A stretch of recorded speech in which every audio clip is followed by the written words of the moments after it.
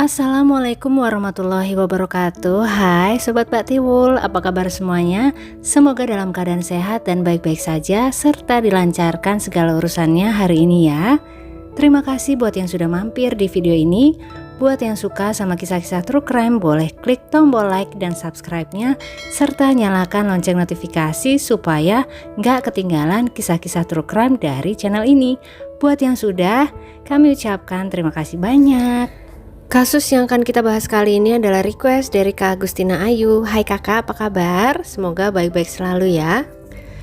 Disclaimer dulu ya guys, kali ini Mbak Tiwul menulis skrip sambil sesekali menangis karena membayangkan kondisi yang menimpa seorang adik kecil kita yang ada di Pontianak, Kalimantan Barat, bernama Ahmad Nizam Alfahri, anak kecil berusia 6 tahun yang harus kehilangan nyawanya di tangan ibu tirinya. Untuk kisah selengkapnya, ikuti terus video ini hingga akhir ya sobat.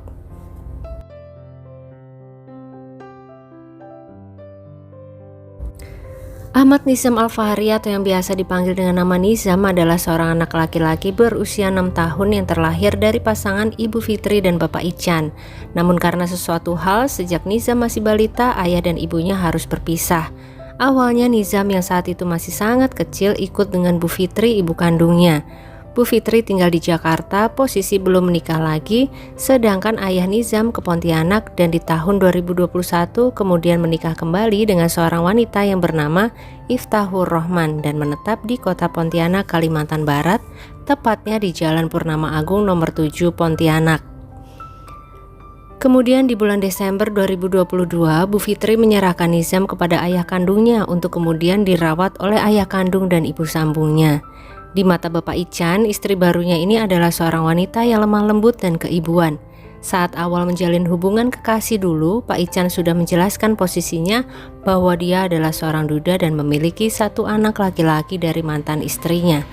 Iftahur Rohman atau Ifta menerima segala keadaan Pak Ican dengan lapang dada. Dia bahkan bersedia untuk merawat anak Pak Ican dengan ikhlas. Bahagia sekali hati Pak Ican saat mengetahui hal tersebut, dan karena alasan itulah Pak Ican tidak ragu untuk segera menikahi Iftahur Rohman. Di awal-awal pernikahan sejak Desember 2022, sebelum Ifta dan Pak Ican dikaruniai anak, mereka berdua dengan bahagia mengasuh Nizam yang saat itu masih berusia 4 tahun. Komunikasi Nizam dengan ibu kandungnya pun berjalan dengan cukup baik walaupun tidak lancar-lancar banget. Bu Fitri harus membuat kesepakatan dengan Ifta, sang ibu tiri, bila ingin menghubungi Nizam via video call, Bu Fitri harus janjian H-1 dengan Ifta. Jadi misalnya Bu Fitri mau telepon Nizam besok malam ini sudah harus bikin janji dengan Ifta, karena satu-satunya sarana penghubung antara Nizam dengan ibu kandungnya adalah handphone milik Ifta, sang ibu tiri. Sedangkan nomor Bu Fitri sudah diblok di HP Pak Ican sejak beberapa waktu lamanya dengan alasan untuk menghargai keberadaan ibu tiri, biar nggak ada salah paham gitu ya sobat, menghindari kecemburuan. Tidak lama kemudian di tahun 2023 berita gembira menghampiri keluarga kecil Pak Ican. Ifta melahirkan seorang anak hasil cintanya dengan Pak Ican. Nizam pun ikut menyayangi adiknya tersebut sepenuh hati. Nizam senang akhirnya menjadi seorang kakak. Terlebih Pak Ican, beliau merasa lega karena bisa mempersatukan Nizam dengan ibu sambungnya dan juga adik barunya tanpa ada masalah berarti. Paling tidak sepanjang pengetahuan Pak Ican sendiri ya sobat. Namun ternyata di balik setiap senyuman dan perlakuan manis yang diberikan oleh Ifta kepada Nizam ketika Pak Ican ada, mengandung sebuah rasa iri dan cemburu buta kepada Nizam. Ifta merasa bahwa kasih sayang yang diberikan oleh Pak Ican kepada Nizam jauh lebih besar dibandingkan dengan kasih sayang yang diberikan kepada anak keduanya atau anak dari Ifta. Ifta merasa bahwa saat Nizam kecil dulu Pak Ican sering banget menggendong Nizam, sedangkan terhadap bayinya yang baru dia lahirkan Pak Ican tidak terlalu sering menggendongnya. Padahal bisa saja Pak Ican mungkin kurang nyaman menggendong bayi kecil ya sobat. Sedangkan waktu di awal-awal Nizam ikut mereka berdua kan Nizam sudah berusia kurang lebih 4 tahun, sudah besar, sudah tidak menakutkan untuk digendong. Beda dengan menggendong bayi kan ya sobat ya. Namun hal itu sama sekali tidak ada di pikiran Ifta, yang ada hanya rasa cemburu kepada Nizam. Dan bahayanya sama sekali tidak ada yang menyadari hal tersebut, bahkan Nizam sendiri. Waktu pun terus berjalan seperti biasa, tidak tampak ada masalah berarti. Ibu kandung Nizam juga masih rajin video call, selalu menanyakan bagaimana hari Nizam, apakah Nizam bahagia? Dan dengan menyenangkannya anak kecil itu selalu dapat meyakinkan sang ibu bahwa dia sangat bahagia. Bahkan dalam setiap video call sering Nizam tampak sedang ada di mejanya, sedang makan dalam kondisi rapi, tampak sudah mandi, kelihatan ganteng dan bahagia pokoknya. Satu permintaan Nizam dalam video call terakhirnya dengan sang ibu kandung, Nizam ingin dibelikan meja belajar. Masya Allah, Nizam yang baru masuk SD di bulan Juli 2024 lalu itu tampak sangat semangat belajar saat itu. Dengan senang hati Bu Fitri menjanjikan untuk membelikan meja belajar nanti. Memasuki bulan Agustus 2024, tepatnya di sekitar tanggal 15, Pak Ican yang baru pulang dari kantornya menyadari sesuatu yang tidak beres pada Nizam. Menyeruak rasa tidak enak di hatinya ketika melihat ada sebuah luka memar di dahi Nizam dekat dengan matanya. Segera Pak Ican menanyakan hal tersebut kepada Nizam, yang segera menjelaskan bahwa itu adalah karena akibat terbentur pintu. Pak Ican yang masih kurang percaya menanyakan dengan sedikit marah kepada Ifta istrinya, "Kok apakan anak ini?" Ifta pun menjawab hal yang sama dengan Nizam, "Itu kena pintu." Namun Pak Ican belum merasa tenang dengan penjelasan tersebut. Dia kemudian menghubungi kedua orang tuanya, yang berarti kakek nenek Nizam ya. Beliau menyampaikan kondisi memar di daerah dahi Nizam dan meminta tolong kepada kedua orang tuanya untuk datang ke rumahnya guna menjaga Nizam sementara. Kakek dan nenek Nizam dengan senang hati menyanggupi, namun karena harus naik pesawat, jadi mereka bisanya berangkat baru di tanggal 26 Agustus 2024 mengikuti ketersediaan tiket pesawat ya guys. Ditambah lagi dengan tidak merasa bahwa hal tersebut adalah darurat. Nizam yang solih dan sangat baik hati itu pun akhirnya berhasil menenangkan hati ayahnya. Dia meyakinkan Pak Ican bahwa dirinya baik-baik saja dan tidak sabar untuk ikut lomba 17-an di kantor ayahnya.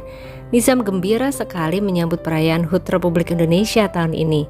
Dan di tanggal 17-nya akhirnya Nizam ikut ke kantor ayahnya untuk mengikuti lomba-lomba yang diadakan. Nempel terus sama sang ayah hari itu. Bahkan sampai keesokan harinya, Minggu tanggal 18 Agustus, Nizam juga ikut ayahnya menghadiri pesta pernikahan tetangga mereka.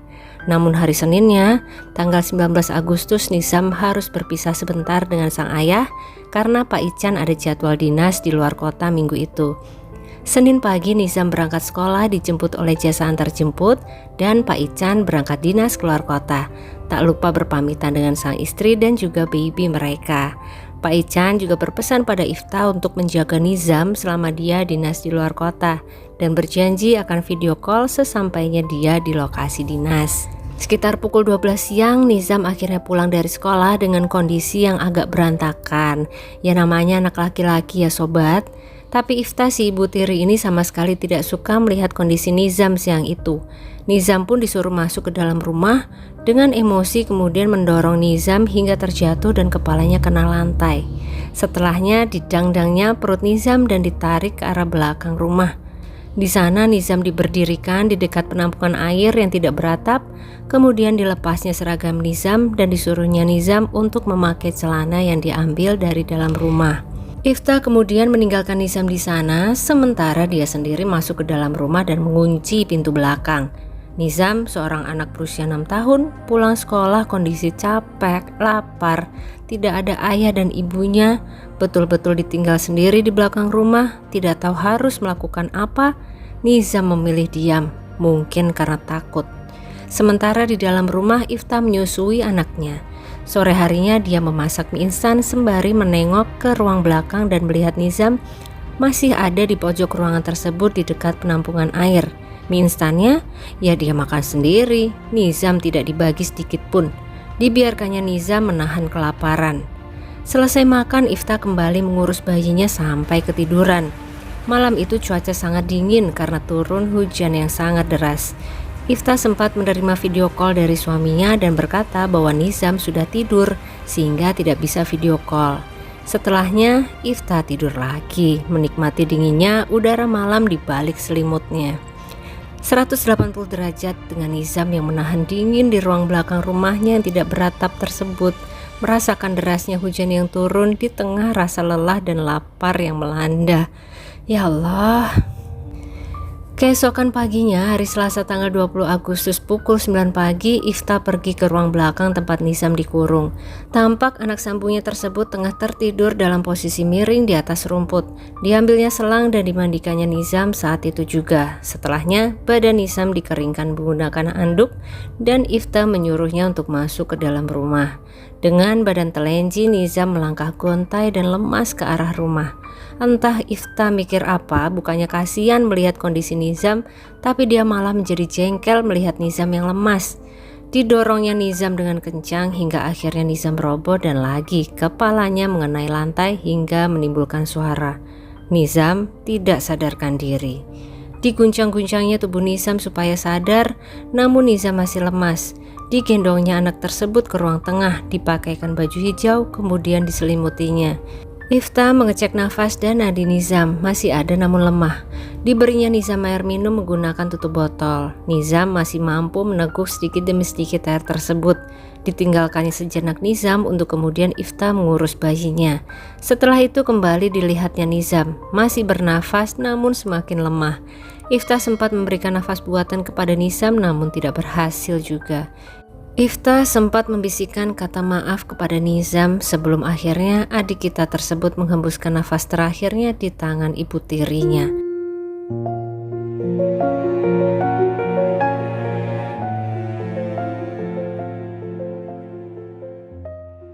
Ifta menjadi panik dan hal pertama yang dia pikirkan adalah menghubungi seorang dukun kenalannya.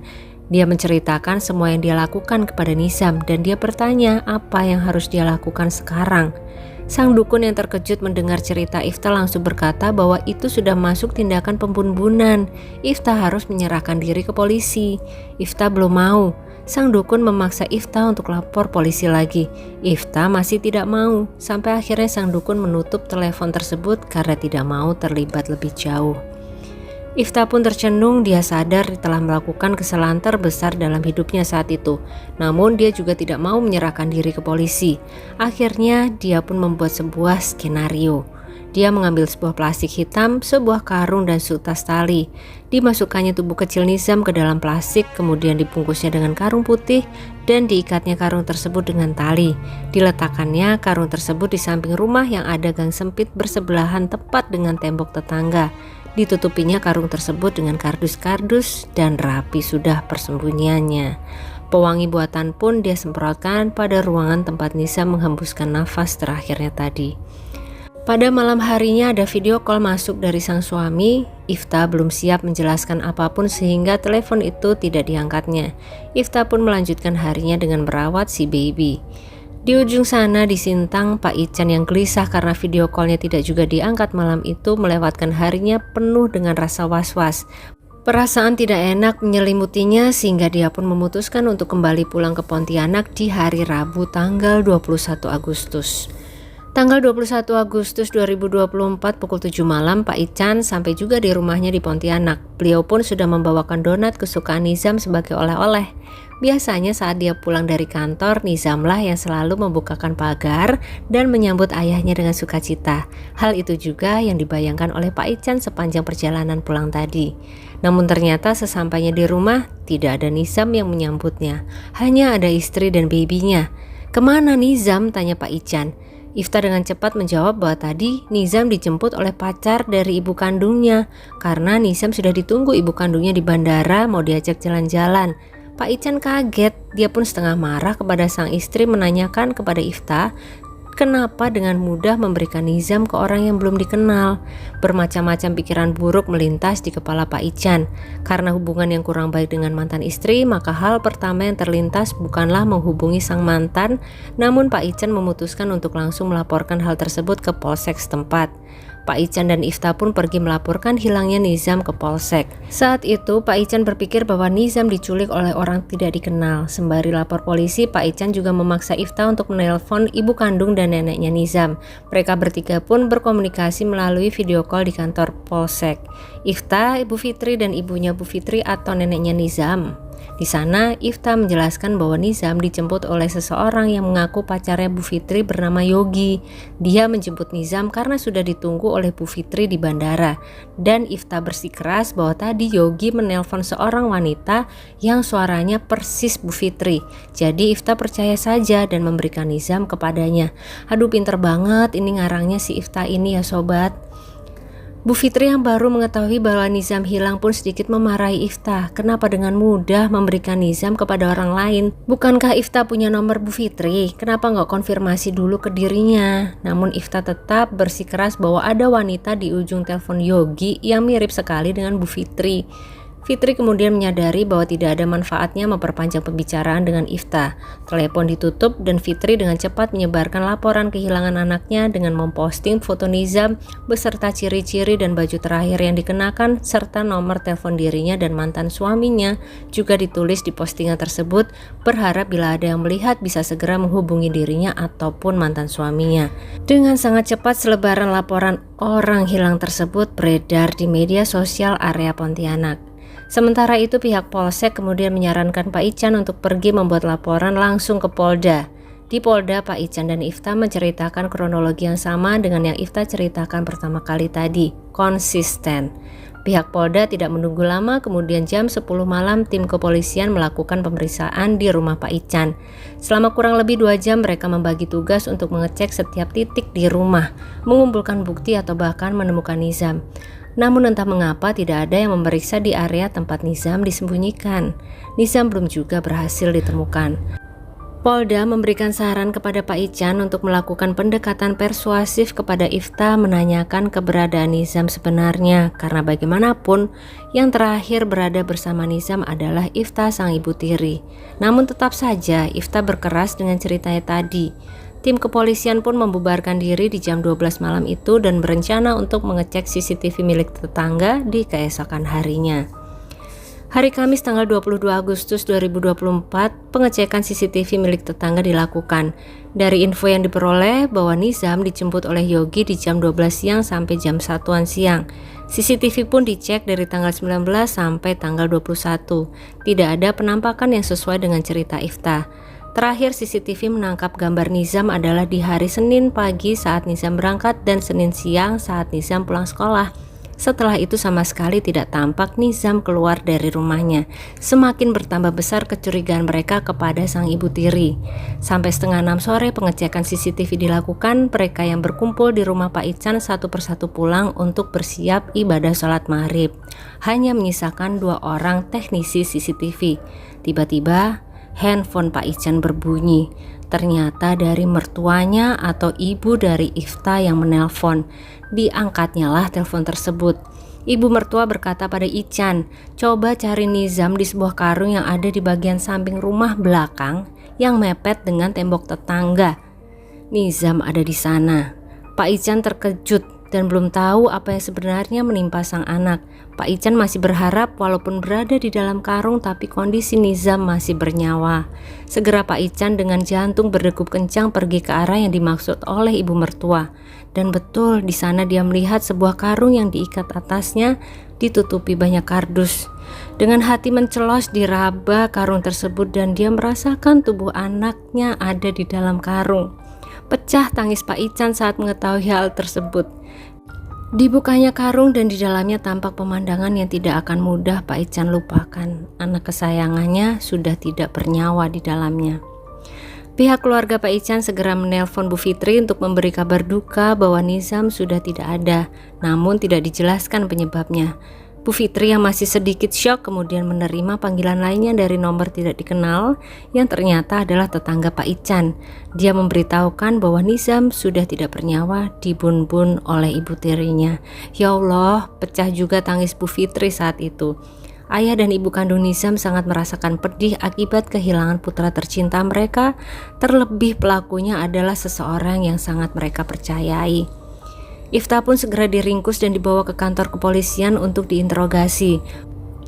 Bu Fitri pun akhirnya bisa terbang dari Jakarta ke Pontianak keesokan harinya, langsung menemui Ifta yang ada di kantor polisi untuk bertanya langsung kenapa dengan tega melakukan hal tersebut kepada anak kandungnya.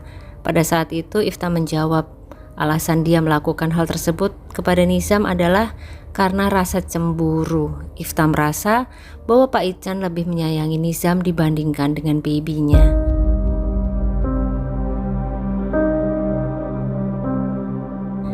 Dengan mengesampingkan rasa duka dan sedihnya akibat kehilangan anak tercinta, saat ini Bu Fitri sedang memperjuangkan keadilan untuk Nizam. Pak Ican dan Bu Fitri berharap hukuman terberat untuk Ifta, kalau bisa bahkan hukuman metong.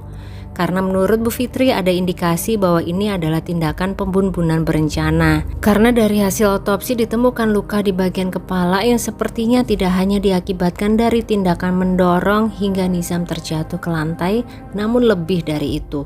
Pak Ican juga berharap bahwa keberadaan babynya bukan menjadi alasan untuk memperingan hukuman terhadap istrinya Ifta, di mana posisi sang baby saat ini adalah aman di tangan ayah dan ibunya Pak Ican. Atas tindakannya tersebut, Ifta dijerat dengan pasal 80 Undang-Undang Nomor 35 Tahun 2014 tentang perubahan atas Undang-Undang Nomor 23 Tahun 2022 tentang perlindungan anak dengan ancaman pidana penjara 15 tahun ditambah sepertiga. Tak hanya itu, tersangka juga akan dijerat dengan pasal 44 Undang-Undang Nomor 23 Tahun 2004 tentang penghapusan kekerasan dalam rumah tangga dengan ancaman pidana penjara 15 tahun. Ditambah lagi pasal 338 KUHP tentang pembunuhan dengan ancaman pidana penjara 15 tahun. Bagaimana menurut pendapat sobat semua? Apakah nantinya bisa si Ibu Tiri ini mendapat hukuman metong sesuai keinginan ayah dan ibu Nizam? Atau bagaimana? Tulis pendapat sobat semua di kolom komentar ya. Kita doakan semoga adik kita Ahmad Nizam sudah bisa istirahat dengan tenang di sisi Allah Subhanahu wa Ta'ala, dan seluruh keluarga yang ditinggalkan diberi kekuatan dan ketabahan luar biasa serta bisa mendapatkan keadilan sesuai yang diinginkan. Amin ya robbal alamin. Demikian kisah kita kali ini. Terima kasih untuk yang sudah menonton hingga akhir. Jangan lupa like-nya kalau suka sama video ini. Sampai ketemu lagi di kisah-kisah selanjutnya, dan selamat beraktivitas kembali. Wassalamualaikum warahmatullahi wabarakatuh.